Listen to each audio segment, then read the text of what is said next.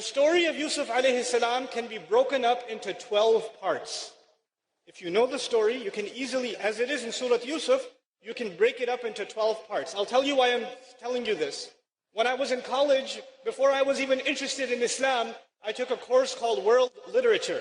And in that course, we studied some parts of Plato's Republic, Aristotle. We even studied actually the Communist Manifesto. We read some things from the Confucius. We read some things from the Bible. We read something from the Quran. And at the time, I didn't know any Arabic.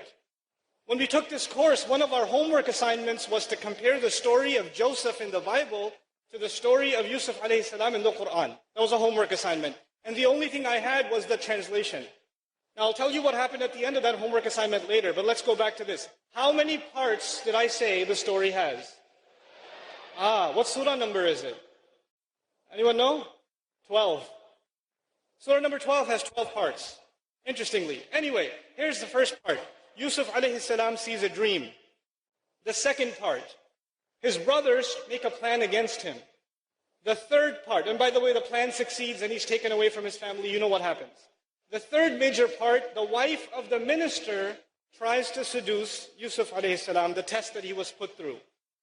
So the first part was the dream, the second was the brothers, the third was the wife of the minister, the fourth one was when she called the ladies. She called all of the ladies and they also fell in and they, did what they did with the knife. They weren't very good with knives. And then the fifth part, Yusuf alayhi salam ended up in jail. You guys know that part? Right? He was falsely accused and he went in jail.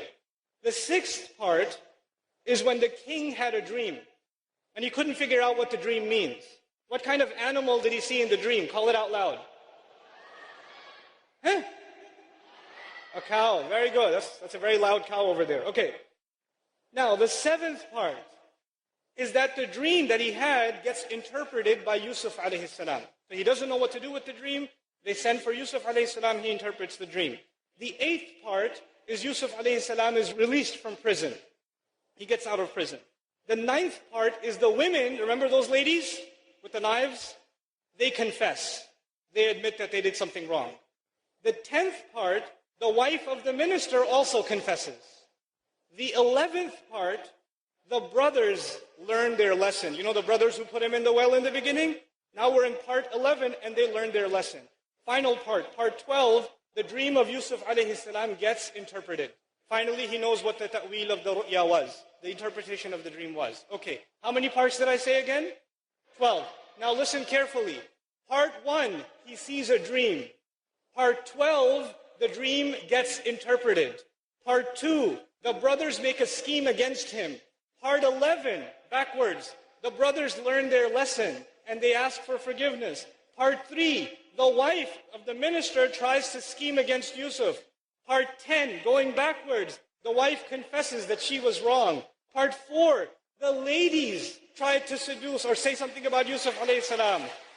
Part 9, the ladies confess. Part 5, Yusuf alayhi salam goes to jail. Going backwards, part 8, Yusuf alayhi salam is released from prison. Part 6, the king sees a dream. Part 7, the king's dream is interpreted. This is not a book. It was a speech. There was no editing. There was no, here are the 12 parts. Let's put part 1 and part 12, part 2 and part 11, part 3 and part 10. It wasn't like that. It was given as a surah. The Rasul ﷺ recited it. And just in that recitation, it has this perfect symmetry. Subhanallah, ma a'jaba hadha al-kalam.